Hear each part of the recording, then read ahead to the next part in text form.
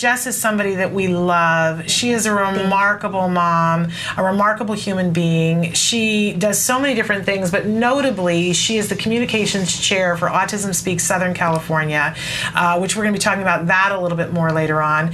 But you do so many remarkable things in our community. You're so well known in our community. Everyone loves you. I said earlier when you work here, I learned from the best. I learned from you guys. So well, but you bring your own joy with you. You're one of those people, you can see that, you know, she grins and you're just a happy person, and everybody who does anything in Southern California gets to meet you at some point and goes, okay, that's a remarkable person. Thank you very much. So we're thrilled to have you on any day of the week for all of those reasons and more. And I'm excited to be here. This is the first time I've actually been in the studio. Which is crazy. I don't know how that could be. Because we're all at the same events together all the time, but this is my first time in studio. Well, it's been way too long. Yes, this is true. But you're here today to talk about something really remarkable, because we watched you go through some things, and I've got the Kleenex ready because I can go there easily, that you've got a son. Tell us a little bit about Royce. So my son Royce is 9. He just turned 9 last month, and this spring he was diagnosed with Hodgkin's lymphoma stage 2A in between his heart and lungs and on both sides of his neck. So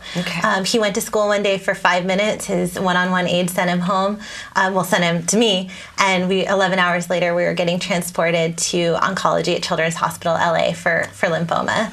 Tell us a little bit about Royce. And he was 9 when he was diagnosed. He was 8 when he was diagnosed with cancer. He was 2 1/4 when he was diagnosed with autism. Yes. So, you know, Shannon and I often say, life goes on with autism. Yeah. That means you face the death of a loved one, a parent. You face illnesses in the family, cancer with a spouse, cancer with a child, particularly.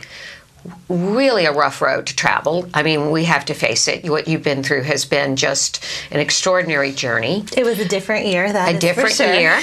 And tell us, first of all, how, on what level of the spectrum was Royce, and when he was diagnosed, and where was he in his autism journey prior to the cancer diagnosis? Royce is really high functioning now. He's in a regular 4th grade class doing, you know, neurotypical stuff with neurotypical peers, or other high functioning children with autism. He was not always that way. He's one of the fortunate ones that's really benefited from the therapies and treatments that we got, and we started with him early. Yes. But he was high functioning at the time of his cancer diagnosis. You know, we used a lot of our behavioral tools that we had in our toolbox to help him through that journey. Right. But he's really an incredible kid. It was really something that he had inside himself to help life go on in the face of the obstacles that he faced. Well, what were your fears when you first got, I mean, you must have been terrified. I know when my husband got his cancer diagnosis, all I heard was cancer, and you go to, are they going to die? I'm sorry, that's what you go through, right? Or I don't know, maybe you didn't. I waited. If someone was going to give me a timeline, I was going to be worried about a timeline. Right. No one ever gave me a timeline, so I wasn't going to think timelines because no one was giving me a timeline. So I just went on the assumption that someone would have the obligation to give me a timeline if there was a timeline. Right. So I'm like, if we're not having that conversation, that's good. We'll start there, right? Good. And then, my son, he just did better if everyone was, joyful around him. Of course. And this is a little kid, a regular 8-year-old doesn't necessarily know what cancer is. Of course. So a child with autism, we've got plenty on our plates without, teaching our 8-year-old about cancer. So he didn't know what cancer was. So some of it was just providing him age-appropriate and developmentally appropriate information about what was going on with him. Were you open with him right away? Yeah, we had to be. So, he went in and was immediately having trouble breathing and got his biopsy, and they deflated a lung and they put a tube in and they had to, reinflate the lung. So he was already hooked up to machines by the time we were disclosing to him because everything was going really fast. And we weren't going to tell him, what was happening with him until we knew for certain, which required doing the biopsy. We just told him we were all working on it.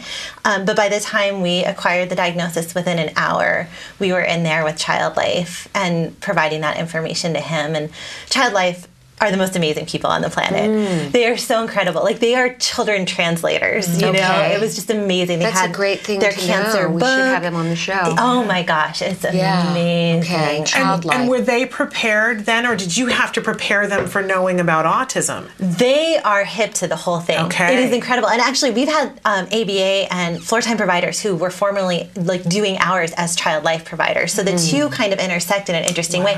Though as autism parents, we don't intersect with child life very often unless our children are in the hospital for something else.